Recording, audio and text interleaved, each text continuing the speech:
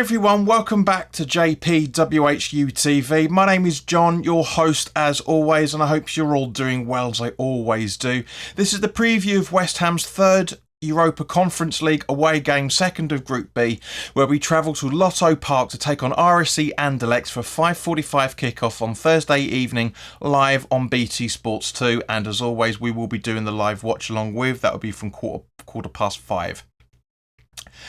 As always, this video is sponsored by the channel sponsor 3retro.com. Please click the link in the description below that will take you directly through to the West Ham section of their website, where you can purchase some really nice retro gear, guys, as you can see from the icon that's up here, along with Admiral and Umbro claret and blue track jackets, polo shirts, sweatshirts and t-shirts, so go check those out. Any purchases you make through the link in the description below, the commission that the channel would normally be getting, I'll be sending directly on to Iron Supporting Food Banks, the charity in the Newham area that are helping those in the Newham area and the greater Essex County as well, for that matter, to put food on their tables in this very difficult time. As we know, guys, over the last few days, prices for electricity and gas are absolutely skyrocketing.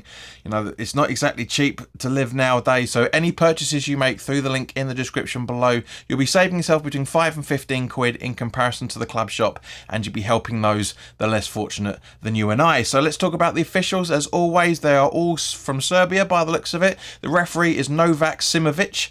His assistants are Nikola Djokovic, I think you pronounce that, and Milos Simovic.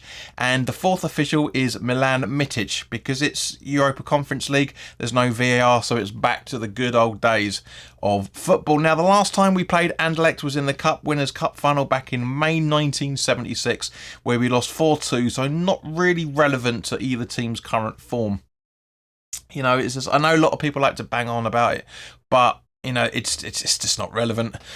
They've been the Belgian champions at the top of the table 34 times. They've won the Belgium Super Cup 13 times, the Belgian Cup 9 times, won the Super Cup twice, the Cup Winners' Cup twice as well, and also the UEFA Cup once.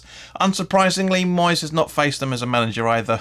I mean, I don't think there's many people that are genuinely born the last time we played Anderlecht away, much less, or Anderlecht forever for that matter, much less remembers the game. Some of you may, but the majority of you won't.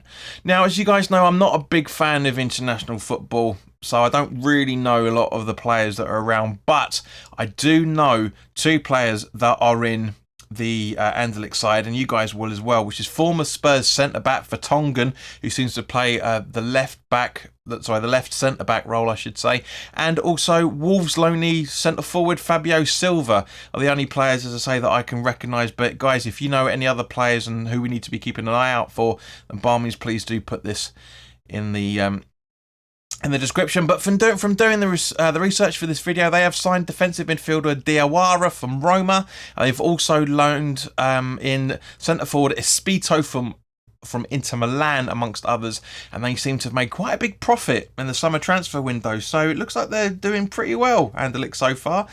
Having said that, Anderlecht are 10th in the table of the Pro League table, or the Belgian First Division A, as it's also known as, after 10 games. So 10th in the table after 10 games with 13 points from 4 wins, 1 draw and 5 losses, scoring 16 and conceding 11. Now, I know that doesn't really make much of a difference or any relevance whatsoever in terms of the Conference League, but it's just handy knowing, because I'm sure there's people out there that are talking about our league form as well, such as it is.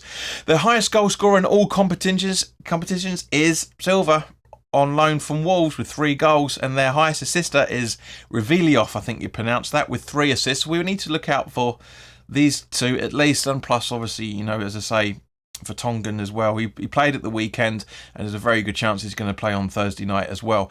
Anderlecht's style of play is attempting through balls often with short passes, playing with possession and attacks through the middle. Now, manager Felice Maziu, I think you pronounce that, seems to prefer the starting 11 in comparison to each opposition. So basically what I mean by that is he looks like he likes to try and change it all up, bearing in mind, which is something I've been I've been absolutely saying for a long time that the managers should exploit the weaknesses of the opposition's formation. Now that brings us quite nicely on, and I've kind of hinted at it earlier in the video, that their go-to formation so far this season has been a 3-5-2. So our 4-2-3-1 formation will be perfect for this game, as I say, because we'll be able to outrun them in the midfield. We'll be able to give them decent centre defensive covering, hopefully, and yeah. We'll come on to the starting 11 that I've picked in a second. But there seems only, in terms of Anderlecht injuries, there only seems to be 3, which is midfielder treble is their only long-term absentee due to maybe at the earliest weakness. It's difficult to understand the information on it, but it's very doubts, but it looks like he's got a shoulder injury. There are doubts to forwards, Amizu with a muscle injury and Raman with an ankle injury.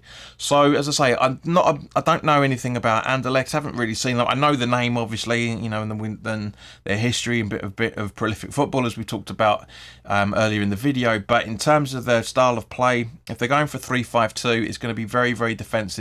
So we have to go really attacking as much as possible. Now, turning to West Ham, there seems to be a couple of not really too sure of a couple of statuses of players and their abilities. That Cornet is 50-50 due to a calf problem that he's had for a couple of weeks, and it seems to get a little bit worse during the Wolves game by looks of it. And it looks like Bowen's dislocated his finger, but for me personally, I don't think this should stop him from playing, as he needs to get that momentum back and he needs the game time. And our right wing options are very slight at the best of times as it stands at the minute. Bearing in mind, obviously, as I said, but I've got a funny feeling that Bowen is going to be rested for this game. It's just in my water. I think he really will be rested because we're going to need him against Fulham at the weekend on Sunday. You know, we're top of the group of the Conference League at the minute. We do have decent options, especially bearing in mind that one of our very attacking players didn't play on Saturday because he'd only just returned back from Jamaica on Thursday, and as quite rightly so. And then as it brings us up to now, here is the starting 11 that I'm hoping we are going to see on Thursday. It's a little bit more realistic than my starting 11 I put out for Wolves, but I think it might surprise you in a couple of places, guys. So here we go. Let me know what you think on this. Areola in goal, with a back four of Kera, Zuma, Ogbonna and Creswell. Rice and Paqueta in the defensive midfield positions, with Antonio, Benrahma and Emerson in midfield, supporting Scamacca up front. So thank you very much for your time, guys. As always, put your comments in the comment section below. If you like the video, please do hit the like button. And also, for that matter, if you're new to the channel, because we've had a couple of people leave recently, which is fair enough, it's fine. We're still at 2,171 subscribers, but as I say, at the time of this recording, if you like what I'm doing and you want to know more and you haven't already done so, then please do hit the subscribe button and hit the notification bell, set the notification to all, so you know when the previews are going to premiere and when we go live for the live watch-alongs. So guys, as I say, let me know what you're thinking on it. I think my start 11 is a little less controversial than it was for the Wolves game, but let me know your thoughts. In the meantime, guys, I hope to see you at 5:15 for the Wolves watch along, for the Anderlecht watch along, where we'll have some time where you guys can come onto the channel and give your thoughts before kick-off. Hopefully everything's going to be working fine. But in the meantime, guys, enjoy the rest of your week. If I don't see you on Thursday, then I hope to see you on Sunday for the Fulham watch along with, and also of course the preview is going to be going up soon as well. In the meantime, as I say, I keep saying that quite a lot, but take care of yourselves, and I'll see you soon. All the best.